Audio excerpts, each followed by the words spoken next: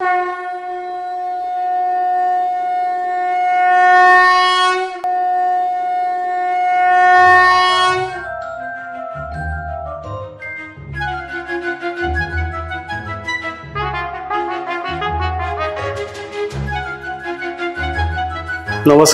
मी दिनेश भागवत आपल्या सगळ्यांचं आदित्यम टीव्ही मराठीमध्ये हार्दिक स्वागत करतो।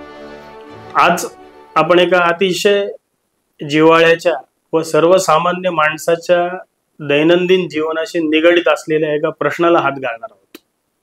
अनेकांना प्रश्न पडलेला असतो की घराचा उंबरठा नेमका कुठल्या दिशेला असावा, तो कुठल्या लाकडाचा असावा, घरामध्ये टॉयलेटची दिशा नेमकी कुठली असावी, घरामध्ये कुठल्या भिंतींना कुठला रंग द्यावा, घरामध्ये कुठली वस्तू कशी असावी, हे नेमकं वास्तुशास्त्र म्हणजे आहे तरी काय, हे आपल्या दैनंदिन जीवनावर काही प्रभाव पाडू शकतं का, या आणि अशा अनेक प्रश्नांची उत्तरं देण्याकरता आज आपल्या बरोबर वास्तुतज्ञ वास्तुमंगल असोसिएट्सचे सर्वेसर्वा शशिकांत वांद्रे सर आहेत। आज आपण त्यांच्याशी संवाद साधूया की नेमकं वास्तुशास्त्र म्हणजे काय व अशा आपल्या अनेक मनामधील प्रश्नांची उत्तरे आपण जाणून घेऊया।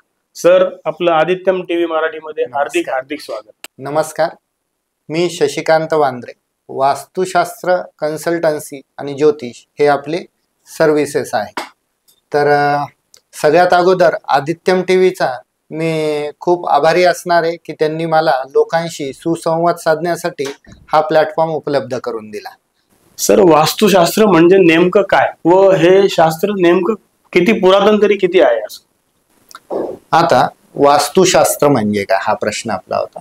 तर वास्तू आणि शास्त्र हा दोन शब्दांचं मिळून एक शब्द तयार झालाय वास्तुशास्त्र। वास्तू म्हणजे काय? भूमी किंवा जमीन। भूमी किंवा जमिनीच्या शास्त्राला खरं तर वास्तुशास्त्र म्हटलं गेलेलं आहे।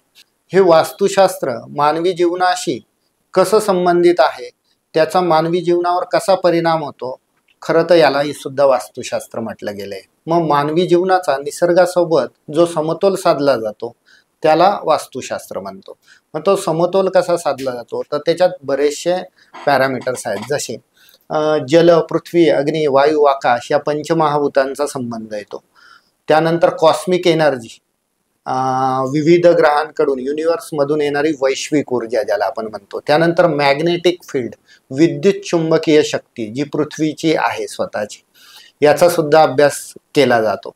तर निसर्गासोबत ह्या एनर्जींचं, ह्या शक्तींचा समतोल साधून मानवी जीवन परिपूर्ण करण्याकडे ज्या शास्त्राचा कल राहतो त्याला सुद्धा आपण वास्तुशास्त्र असं म्हणू शकतो।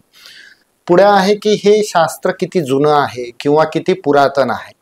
तर आपले जे काही 4 वेद आहे, 108 उपनिषदे आहे, अनेक ग्रंथ संपदा आहे, त्या प्रत्येक ठिकाणी आपल्याला वास्तुशास्त्राचा संबंध आलेला दिसतो। अनेक ग्रंथांमध्ये याचा संबंध आहे, जसं मयमतम ग्रंथ आहे, मानसार ग्रंथ आहे, सम्रांगण सूत्रधार ग्रंथ आहे। असे मोठमोठे ग्रंथांमध्ये वास्तुशास्त्र म्हणजे काय, त्याचं कशा पद्धतीने मानवी जीवनावर परिणाम होतो याचा उल्लेख पुरातन काळापासून म्हणजे वैदिक काळापासून सुरू आहे। सर, वास्तुशास्त्राचे नेमके प्रकार किती आहेत? आता शास्त्र हे बरंच मोठं आहे, गूढ शास्त्र आहे। त्याचं काही पार्टमध्ये वर्गीकरण केलेलं आहे, काही भागामध्ये वर्गीकरण केलेलं आहे। तर त्याला आपण वैदिक वास्तुशास्त्र म्हणू शकतो, आयादी वास्तुशास्त्र, त्याच्यात बरेच काही सूत्र दिले गेलेले आहे, त्याप्रमाणे आयादी वास्तुशास्त्र। त्यानंतर पारंपरिक वास्तुशास्त्र, त्यानंतर अलीकडे आलेलं आहे सायंटिफिक वास्तुशास्त्र, म्हणजे आत्ताच्या कलियुगात हे शास्त्र सायन्सला धरून कसं पुढे नेता येईल याला आपण सायंटिफिक वास्तुशास्त्र म्हणतो। तर पारंपरिक आहे, वैदिक वास्तुशास्त्र आहे, आयादी वास्तुशास्त्र आहे आणि सायंटिफिक वास्तुशास्त्र आहे। शास्त्र एकच आहे पण वेगवेगळ्या नावाने ते ओळखलं जातं। सर, वास्तुशास्त्र हे जर काही इतकं पुरातन आहे तर मंदिरांच्या बांधकामाशी त्याचा काही संबंध आहे का, किंवा त्या वास्तुशास्त्राला अनुसरून मंदिरं बांधली गेलेली आहेत असं म्हणता येईल का? हो, नक्कीच। कारण हे शास्त्र जेवढं पुरातन आहे तेवढा पुरातन काळापासूनच आपल्याला वास्तुशास्त्राचा चांगला अभ्यास ऋषीमुनींना होता किंवा इतर लोकांनाही होता। त्यामुळे पुरातन जेवढ्या काही वास्तू बांधल्या गेल्या मग त्या कमर्शियल असो, मंदिरं असो, विविध धार्मिक स्थळे असो, गड असो, किल्ले असो, पॅलेस असो, हे सुद्धा वास्तूच्या नियमानुसारच बांधले गेलेले आहे. आता मंदिराचं वास्तुशास्त्र म्हटलं तर मंदिराच्या वास्तुशास्त्रासाठी अनेक नियम सांगितले गेलेले आहे. त्याचं गर्भगृह कसं पाहिजे, सभामंडप कसं पाहिजे, कळस कसा पाहिजे, यांची उंची किती पाहिजे, रुंदी कशी पाहिजे, मुख्य दरवाजा, मुख्य गाभारात देवाचा चेहरा कुठल्या दिशेला असला पाहिजे, ह्या सगळ्यांचं वर्णन आपल्याला पुरातन वास्तुशास्त्राच्या अनेक ग्रंथांमध्ये सापडतंच. आणि ज्या काही वास्तू आहे, म्हणजे आपण नाशिकचंच उदाहरण घेऊ, त्र्यंबकेश्वरचं मंदिर आहे, त्याचबरोबर कपालेश्वर मंदिर आहे, काळाराम मंदिर आहे, एकमुखी दत्ताचं मंदिर आहे. ह्या सगळ्या मंदिरांचं निर्माण हे वास्तुशास्त्रांच्या नियमाला धरूनच केलं गेलेलं आहे. कारण जेव्हा मंदिराचं वास्तुशास्त्र हे ग्रंथ अभ्यासले आणि आपल्या नाशिकमधले ह्या मोठ्या मोठ्या वास्तू किंवा मंदिरं क्रॉस चेक केले गेले किंवा तपासले गेले, तेव्हा त्यांचं तंतोतंत कॅल्क्युलेशन याच्याशी जुळताना दिसलं. एक गोष्ट मी अजून असं यात ऍड करेल की जेव्हा आपण गर्भगृहाचा, गाभाऱ्याचा विचार करतो कुठल्याही मंदिराचा, तर ही मूर्ती जी काही असते ती एक मूर्ती आणि मूर्तीच्या वरती असलेला कळस हे सॅटेलाइट अँटेना सारखं काम करत असते, की कॉस्मिक एनर्जी खेचण्याचं काम करत असते. आणि मेन त्याचा सेट टॉप बॉक्स किंवा जी मेन एनर्जी भेटते ती गर्भगृहाच्या खाली काही प्रमाणात पंचधातूंचे यंत्र, सोने, चांदी, तांबे, पितळ, ॲल्युमिनियम यासारख्या वस्तूंचे यंत्र आणि काही रत्नांचा निक्षेप गर्भगृहात केलेला असतो. म्हणून कुठल्याही मंदिराच्या गर्भगृहात गेल्यावर आपल्याला अतिप्रसन्न वाटतं आणि ताजतवानं वाटतं. जी काही एनर्जी चांगली भेटते, म्हणजे तेच पुन्हा मी म्हणेल की पंचतत्व जल, पृथ्वी, अग्नी, वायू, आकाश याचा समतोल तिथं साधला गेलेला आहे आणि तो मानवावरती खूप चांगल्या प्रकारे असर करतो. म्हणून आपल्याला तिथे छान वाटतं आणि प्रसन्न वातावरण निर्मिती राहते. याचबरोबर तुम्ही पुरातन वास्तू म्हटले म्हणून मी हे उदाहरण दिले. आजच्या जीवनातल्या धकाधकीच्या जीवनातल्या वास्तू जरी बघितल्या तर त्याचा सुद्धा संबंध पाहायला भेटतो. जसं विविध शहरांवर, नाशिकमध्ये, महाराष्ट्रामध्ये, भारतात सुद्धा वास्तुशास्त्राच्या काही नियमांचा असर पाहायला भेटतो. जसं भारताची राजधानी दिल्ली आहे, तिथे संसद आहे, त्या संसदेत पण खूप वास्तूचे नियम बघितले गेलेले वास्तुशास्त्रानुसार आहे. आणि नवीन संसदेचं बांधकाम जे झालेलं आहे आता, ते पूर्ण वास्तुशास्त्राच्या नियमातच केलं गेलेलं आहे. म्हणून ती आपली राजधानी आहे दिल्ली. त्याचप्रमाणे मुंबई ही आर्थिक राजधानी भारताची मानली जाते, कारण मुंबईच्या 3 दिशेला पाणी आणि एका दिशेला जमीन किंवा बेट म्हणतो. आता कुठल्याही वास्तूच्या अवतीभोवती पाण्याचं रोटेशन, पाण्याचा प्रवाह जर जास्त प्रमाणात जर असेल तर त्या वास्तूची आर्थिक भरभराट खूप जास्त बघितले जातं. जसं मी भारताबाहेरचं उदाहरण दुबईचं देईल. बरेचसे त्यांच्या वास्तू, मोठमोठ्या वास्तू ह्या पाण्यात बांधल्या गेलेल्या आहेत. चहूबाजूनी पाणी आहे आणि दुबईचा विकास होतोय, मुंबईचा विकास होतोय. तर दिल्ली ही आपली राजधानी मानली गेलेली, तिथून मोठमोठे निर्णय, जागतिक स्तरावरचे निर्णय घेतले जातात. तसंच भारत हा महासत्तेकडे चालला आहे, त्याचा पण संबंध आपण वास्तुशास्त्राशी नक्कीच जोडू शकतो. सर, वास्तूचं परीक्षण करत असताना वास्तूचा नकाशा काढणे व तो तपासून किंवा त्या नकाशामधील अंतरांनुसार, नकाशाच्या नुसार वास्तूवरती आपण विविध संस्कार करणे, याच्यात नकाशाचं महत्व किती, वास्तूचा नकाशा काढण्याचं? नक्कीच नकाशाचं महत्व खूप जास्त आहे. कारण आपण बघतो कुठलंही नकाशा वाचन करताना प्रत्येक घर हे चौकोनीच मिळेल असं काही नाहीये. ते विविध आकारात आणि प्रकारात भेटतं. आता फ्लॅट सिस्टम आले, काही फ्लॅट एल आकारात असतात, काही आयताकृती असतात, काही स्क्वेअर असतात किंवा काही कट झालेले असतात.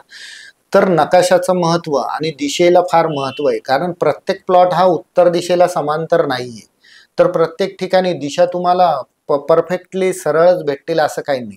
त्याला आपण विदिशा घर किंवा विदिशा प्लॉट किंवा विदिशा फ्लॅट असं म्हणतो. कारण दिशा काही ठिकाणी 10 degree, 15 degree, 20 degree left hand साईडला किंवा राईट हँड साईडला टिल्टेड असतात. तर त्यामुळे त्या दिशेंचा विस्तार लक्षात घेणं खूप इम्पॉर्टंट आहे. कारण आपण जेव्हा दिशा बघतो तेव्हा घराच्या मध्यापासून बघतो, सेंटर पॉइंट पासून बघतो, म्हणजेच ब्रह्मस्थानापासून बघतो. ब्रह्मस्थानापासून जेव्हा आपण दिशा बघत असतो तेव्हा प्रत्येक दिशेचा विस्तार हा 45-45-45 डिग्री असतो. कारण 360 डिग्री असतं, 45-45-45 डिग्रीचा विस्तार असतो. टोटल 8 दिशेंचा विस्तार बघितला जातो. तर उत्तर दिशा जर टिल्ट असेल तर सगळ्या दिशा, 8ही दिशा टिल्ट होणार आहे, बरोबर.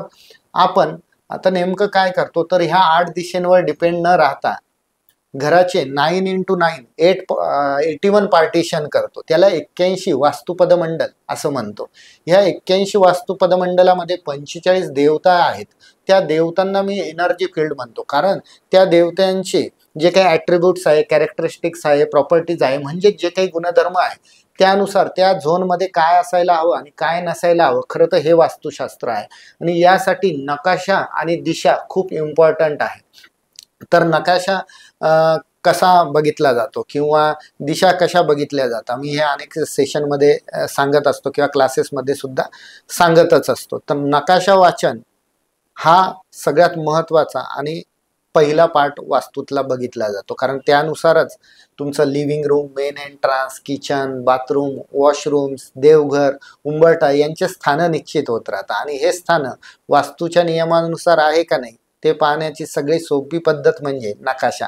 नकाशा जितका ॲक्युरेट टू द स्केल आणि ऑटोकॅडवर बनवलेला असेल तेवढं मला दिशा चांगल्या मांडता येतात आणि त्याचं इंटरप्रिटेशन म्हणजेच आपल्याला काय होऊ शकतं ह्या गोष्टी चांगल्या प्रकारे सांगता येतं. म्हणून नकाशा वाचन किंवा नकाशा याला खूप जास्त महत्त्व वास्तुशास्त्रात सांगितलं गेलेलं आहे.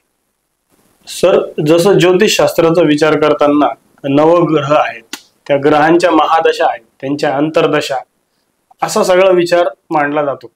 तसं वास्तुशास्त्राकडे बघताना याची नेमकी कुठली तत्व आहेत किंवा कुठल्या बाबींचा विचार याच्यामध्ये नेमका केला जातो?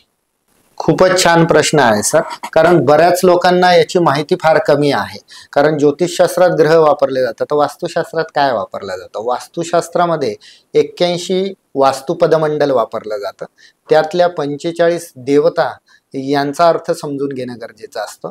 त्याचबरोबर पंचमहाभूत जल, पृथ्वी, अग्नी, वायू आणि आकाश याचा परस्पर संबंध सुद्धा बघितला जातो. जसं जलतत्वात अग्नितत्व गेलं किंवा अग्नितत्वात जलतत्व गेलं तर ते एकमेकांचे अपोजिट एलिमेंट आहे, म्हणजे त्या घरात क्लॅशेस जास्त होणार. तर या पद्धतीने पृथ्वीच्या एनर्जी सुद्धा तपासणं गरजेचं आहे. जमिनीखालून ज्या काही निगेटिव्ह एनर्जी येतात त्यांना आपण जिओपॅथिक स्ट्रेस म्हणतात. त्याच्यासाठी पर्टिक्युलर इलेक्ट्रॉनिक स्कॅनर बघितलं जातं. या स्कॅनरद्वारे आपण जिओपॅथिक स्ट्रेस त्या प्रिमायसेसमध्ये चेक करतो.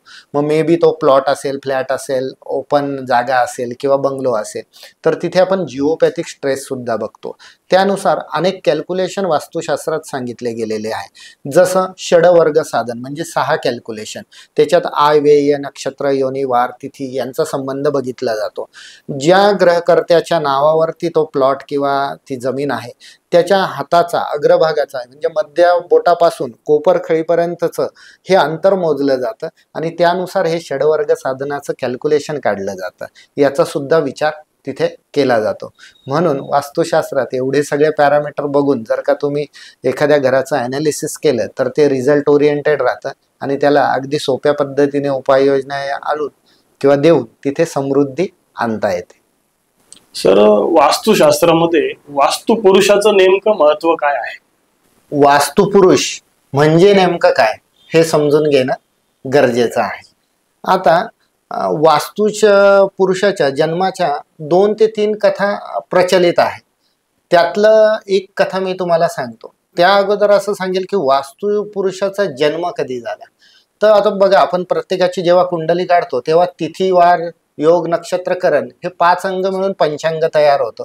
तर वास्तुपुरुषाचा जन्म झाला तेव्हा पंचांग काय होतं तर तिथी तृतीया होती, नक्षत्र कृतिका होतं, त्यानंतर योग जो होता तो व्यतिपात योग होता, करण जे आहे ते विष्ठीकरण होतं आणि वार जो होता तो बहुतेक माझ्या मते शनिवार होता, बरोबर.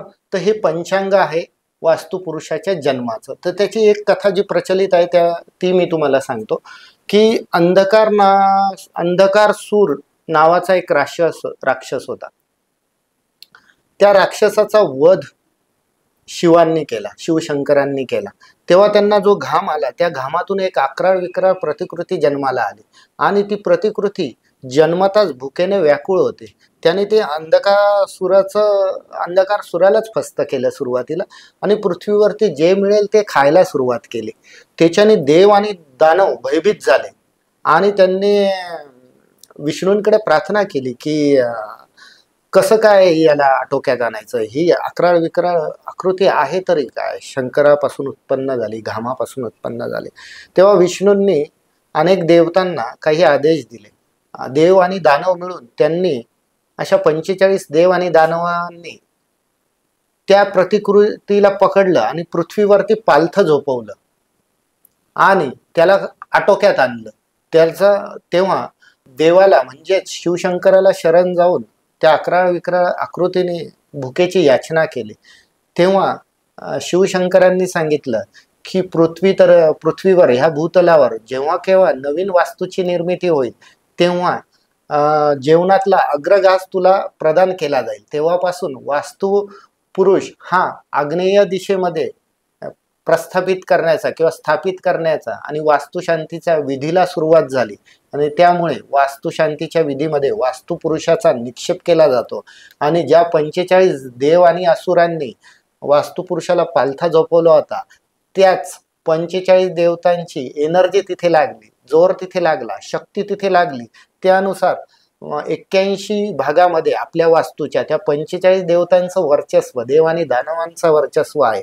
त्यानुसार आपण वास्तुशास्त्रामध्ये सगळ्या एनर्जींचा, शक्तींचा अभ्यास करून लोकांना मार्गदर्शन करत असतो. तर ही वास्तुशास्त्रामध्ये वास्तुपुरुषाचं महत्व आणि ही कथा. सर, वास्तुशास्त्र, टॅरो कार्ड, रेकी, अंकशास्त्र, पामेस्ट्री असे विविध शास्त्र आहेत. तर लोकांना देखील विचार पडतो की याच्यातील कुठल्या शास्त्राची मदत आपली प्रगती करून घेण्याकरता आपण केली पाहिजे. तर याच्यातलं नेमकं प्रभावी शास्त्र तरी कुठलं? विविध शास्त्र, जसं तुम्ही सांगितलं, हस्तरेषा आहे, न्यूमरोलॉजी म्हणजे अंकशास्त्र आहे, रेकी आहे, डाउजिंग पेंडुलम आहे, असे अनेक शास्त्र आहेत. आता शास्त्राच्या ठिकाणी बरोबरच आहे, पण मी तुम्हाला त्याच्या पुढची गोष्ट सांगतो की एखाद्या मानवी जीवनावरती काही एनर्जींचा, काही शक्तींचा प्रभाव होत असतो किंवा काही गोष्टींचा प्रभाव होत असतो. त्याच्यात मी सांगेल की पूर्वजन्मीचे कर्म, त्याचप्रमाणे तुमची कुंडली आणि तुमच्या वास्तूतल्या एनर्जी ह्या फार महत्त्वाच्या आहेत. तर मी त्याचं डिवायडेशन 3 टप्प्यामध्ये करतो, 33%, 33% आणि 33%. तर तुमच्या मागच्या जन्मीचे कर्म तुमच्यावर 33% असर करतात. तुमची या जन्माची कुंडली, ज्या सेकंदाला तुमचा जन्म झालेला आहे, ती कुंडली तुमच्यावर 33% प्रभावी असते आणि तुमच्या वास्तूतल्या एनर्जी ह्या तुमच्यावर 33% प्रभावी असतात. आता मागच्या जन्मीचे कर्म तुम्ही किंवा मी तर बदलू शकत नाही, बरोबर आहे. कुंडली, ज्या सेकंदाला तुमचा जन्म झाला तर मृत्यूपर्यंतची स्क्रिप्ट लिहिली गेलेली आहे. त्याच्यामुळे तुमच्या कुंडलीत मी छेडछाड करू शकत नाही. फक्त कुंडली वाईज, महादशे वाईज काही गोष्टी सांगू शकतो की ह्या काळात हा काळ चांगला आहे, हा वाईट आहे, इथे प्रोग्रेस होऊ शकते, इथे अधोगती होऊ शकते, एवढं आपण डिस्कशन करू शकतो. पण तुमच्या वास्तूतल्या एनर्जी बॅलन्स करण्यासाठी विविध उपाय माझ्याकडे अवेलेबल आहे, जेणेकरून ते 33% फ्लेक्झिबल आहे आपल्यासाठी, जेणेकरून त्या 33% बदल करून ओव्हरऑल इम्पॅक्ट आपण वाढवू शकतो आणि नक्कीच आपलं जीवन समृद्ध करू शकतो. तर त्या 33% वास्तूतल्या एनर्जी जर आपण बॅलन्स करून घेतल्या, जल, पृथ्वी, अग्नी, वायू, आकाश या एनर्जी, तर तुमची नक्कीच प्रगती होईल, भरभराट होईल आणि सक्सेस रेशो पण चांगला पाहायला मिळेल.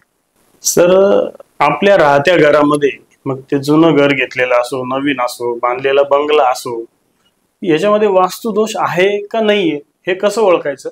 आणि आजकाल बरंच दिसून येतं की कुठला तरी मंत्राचं एक मशीन प्रत्येक घराघरात लावलेलं असतं. तर असा प्रकारचा मंत्र लावल्यामुळे वास्तुदोष जातो का?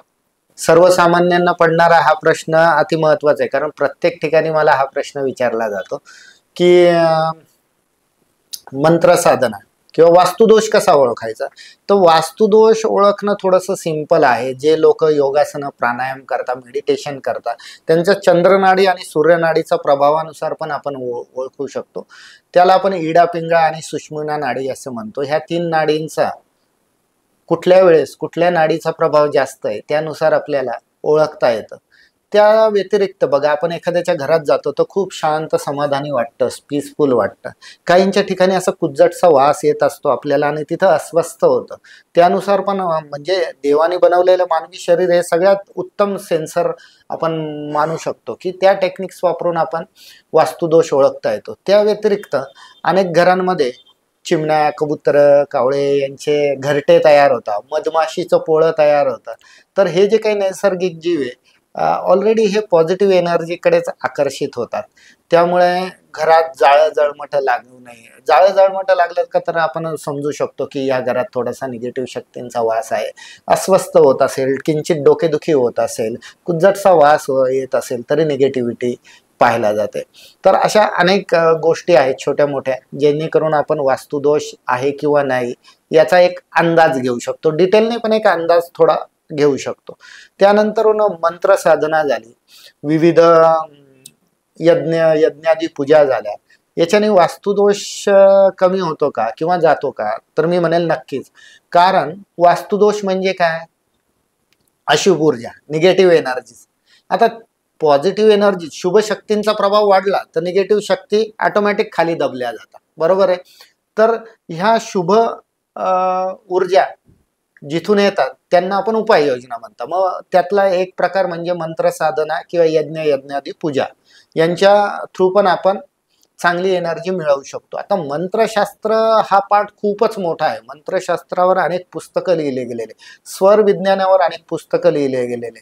समजा एखाद्याला थायरॉइडचा त्रास असेल तर थायरॉइडचा त्रास हा गळ्यावर असतो, बरोबर आहे. आणि गळ्याचं जे चक्र आहे त्याचा बीज मंत्र घ वर एकानुसार घम, तुम्ही घम हा शब्द बोलला तर इथे व्हायब्रेशन तयार होता. तसंच मंत्र उच्चारामध्ये संस्कृतमध्ये अनेक जे मंत्र लिहिले गेलेले आहे त्यांचा मानवाच्या शरीरावर अशाच प्रकारे व्हायब्रेशन मिळून तो पार्ट हील केला जातो, बरोबर आहे. आता आपल्याला तर माहिती आहे हे युनिवर्स व्हायब्रेशन, फ्रिक्वेन्सी आणि एनर्जीवर चालतं. त्या सगळ्यांचा संबंध मंत्रांमध्ये घेतला गेलेला आहे. म्हणून मंत्रशास्त्र हे अतिप्रगत शास्त्र आहे आणि याचा वापर करून नक्कीच शुभ ऊर्जा म्हणजे पॉझिटिव्ह एनर्जी वाढवून वास्तूतल्या निगेटिव्ह एनर्जी कमी करण्यास मदत होते, हेच मी सांगेल. आणि त्यात तुम्ही एक असा प्रश्न विचारला होता की ते रेकॉर्डेड व्हॉइस रेकॉर्डर असतं आणि ते रेकॉर्डिंग बॅकग्राऊंडला वाजत राहतं. श्री स्वामी समर्थ किंवा विष्णू सहस्त्रनाम आहे किंवा कुलदेवीचे मंत्रोच्चार आहे. आता बघा, मंत्र उच्चाराने वातावरण शुद्ध होतं हे तर नक्की आहे, पण स्वतः उच्चारण केल्यावरती तुमचं मन सुद्धा आणि शरीर सुद्धा शुद्ध होतं. म्हणून स्वतः जर का उच्चारलं मंत्र, पठन जर केला मंत्र स्तोत्र, तर त्याचे जास्त फायदे बघितले जातात कम्पॅरेटिव्हली ऑडिओ ऐकल्यानंतर. ऑडिओ जरी ऐकला तरी वातावरण शुद्ध होतच आहे, त्याचे पण पॉझिटिव्ह रिझल्ट तुम्हाला मिळणारच आहे. आजकाल असं बघायला येते की 20 मजली, 15 मजली, 25 मजली अशा मल्टी स्टोरेज बिल्डिंग्स उभ्या राहतात.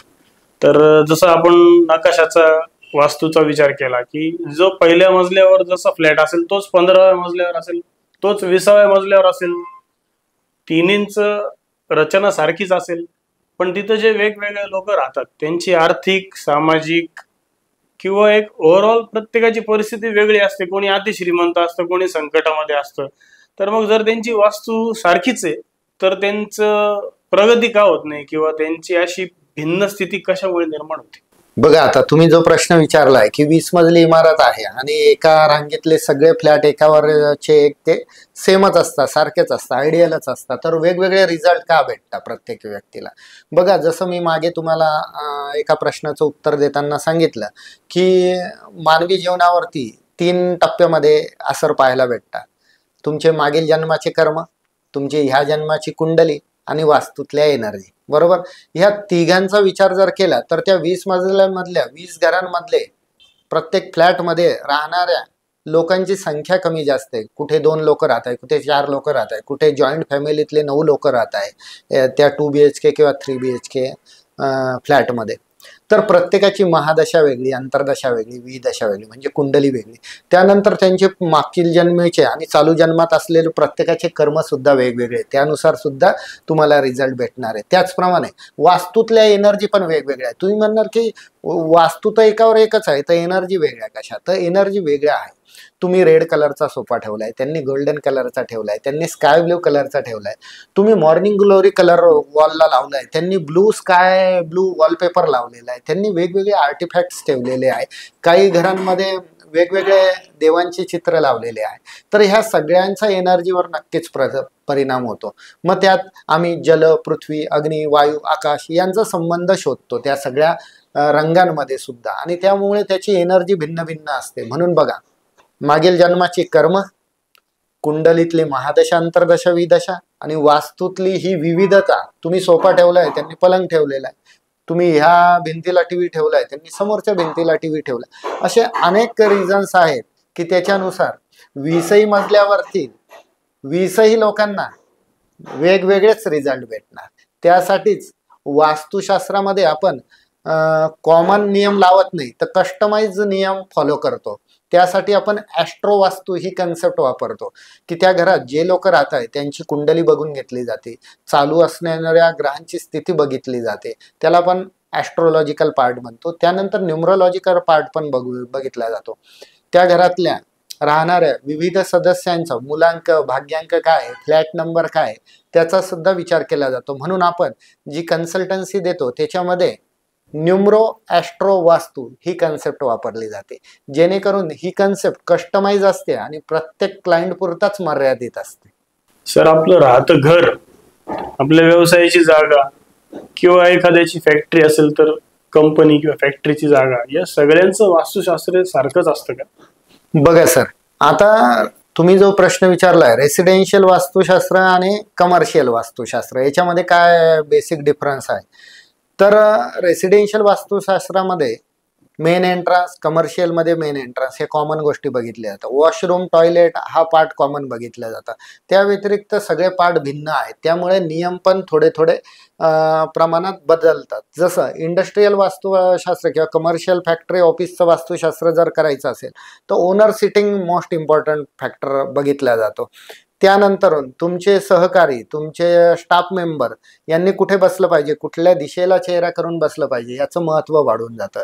त्यानंतर तुमचं प्रोडक्शन बेस इंडस्ट्री आहे, सर्व्हिस बेस इंडस्ट्री आहे, त्यानुसार तुमच्या प्रोडक्शनचा फ्लो कसा आहे, किंवा सर्व्हिस बेस इंडस्ट्री आहे तर कुठल्या सर्व्हिसेस प्रोव्हाइड केल्या जातात, कुठल्या स्टाफ मेंबरने, कुठल्या सर्व्हिसेस प्रोव्हायडरने कुठल्या झोनमध्ये बसलं पाहिजे याचा संबंध येतो.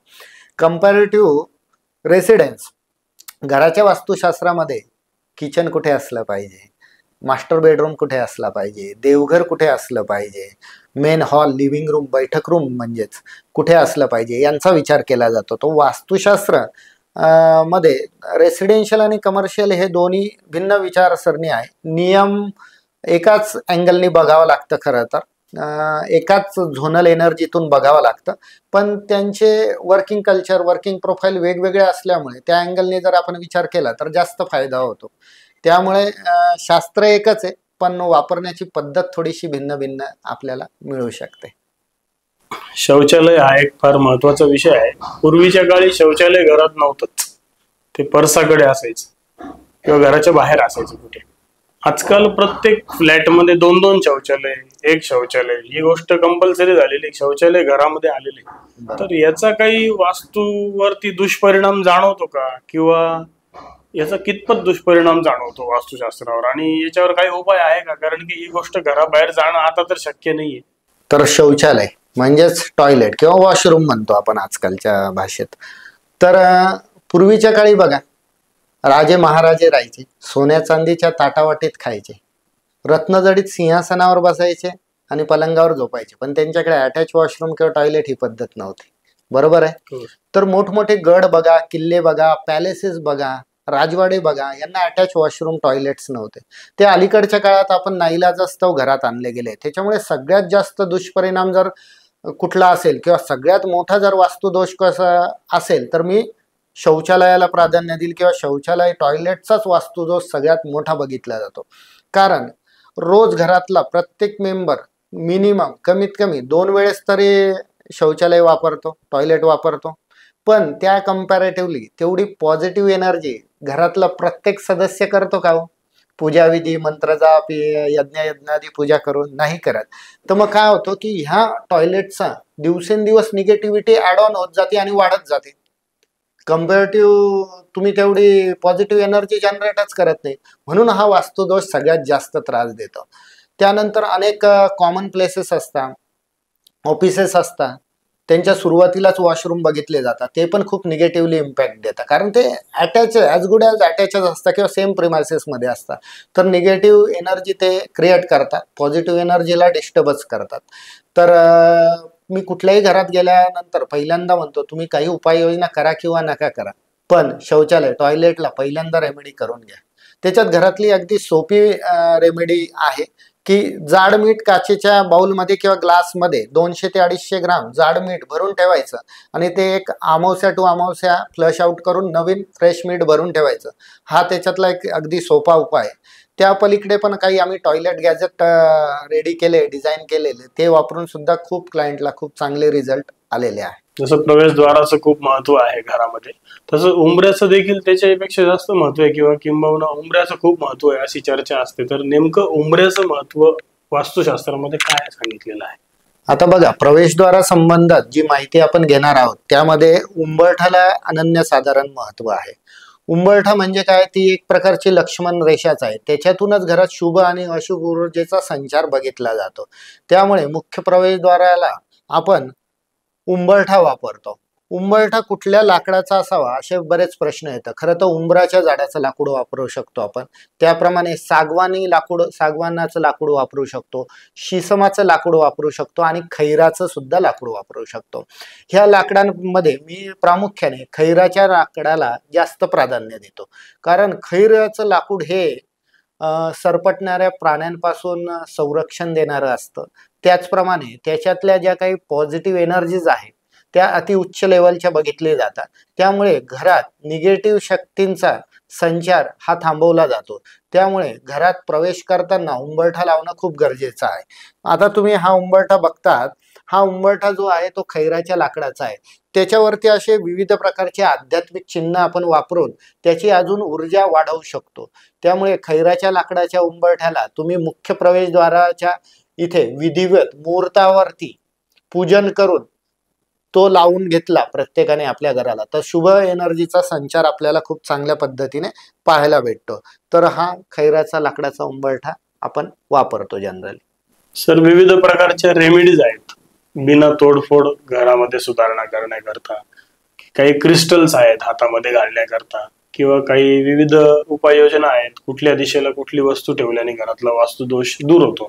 तर त्या रेमेडीज विषयी देखील आपण थोडस प्रेक्षकांना आपल्या सांगितलं तर बरं होईल सर.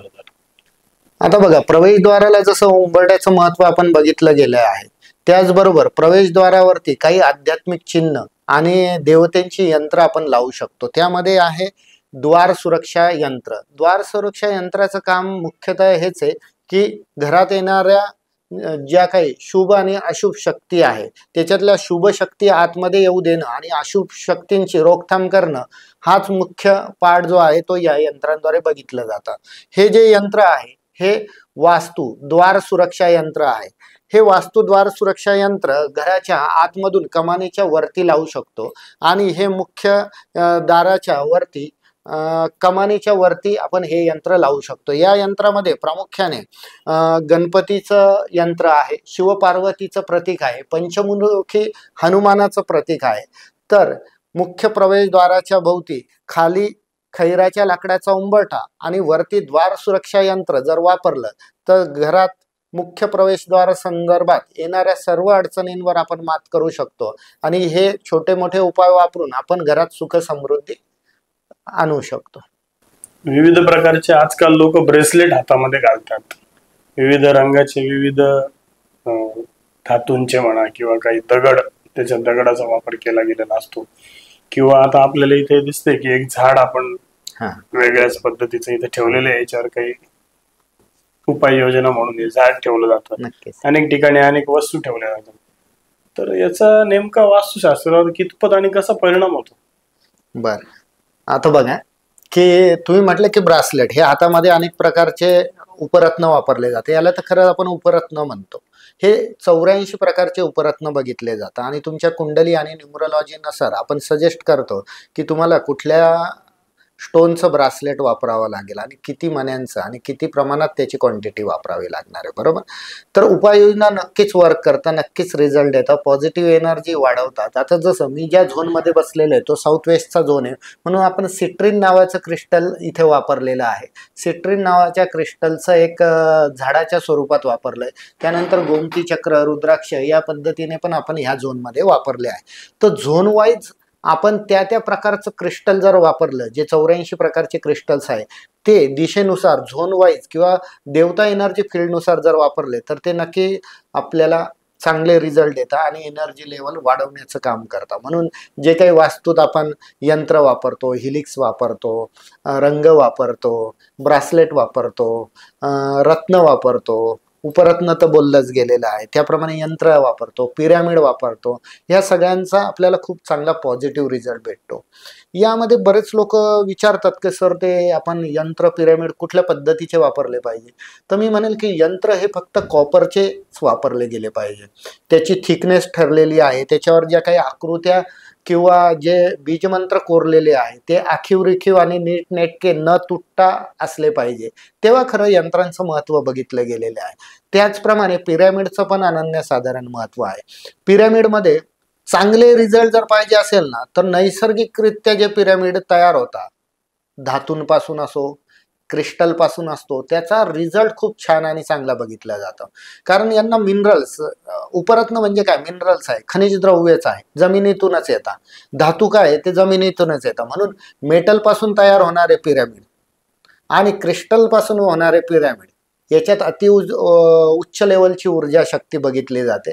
आणि खरं तर ह्याच रेमेडीजचा असर चांगला बघितला जातो. जेवढं नैसर्गिक तुम्ही वापरणार तेवढं रिझल्ट तुम्हाला छान आणि चांगला मिळणार. सर तुमच्या मनापासून धन्यवाद. वास्तुशास्त्राविषयी समाजामध्ये अनेक लोकांच्या मनामध्ये वेगवेगळ्या शंका, कुशंका, काय करावं काय न करावं याच्याविषयी जे काय आपण आता सविस्तर आदित्यम टीव्ही मराठीच्या प्रेक्षकांची गप्पा मारल्यात, ह्याच्यातनं मला असं वाटतं की प्रेक्षकांच्या मनामधल्या बऱ्याच गैरसमज आणि शंका या 100% दूर झालेल्या असतील. तर आपले खूप खूप मनापासून आभार. नक्कीच मी पण तुमच्या सगळ्यांचे आभार मानतो किंवा धन्यवाद मानतो. आदित्यम टीव्ही आणि त्याचबरोबर डॉक्टर किरण बडगुजर सरांचा पण मी आभारी आहे की त्यांनी आपल्या टीव्हीवर मला आमंत्रित केलं आणि लोकांशी सुसंवाद साधण्याची जी संधी दिली त्यापासून लोकांना नक्कीच फायदा होणार आहे. तर धन्यवाद. थँक्यू.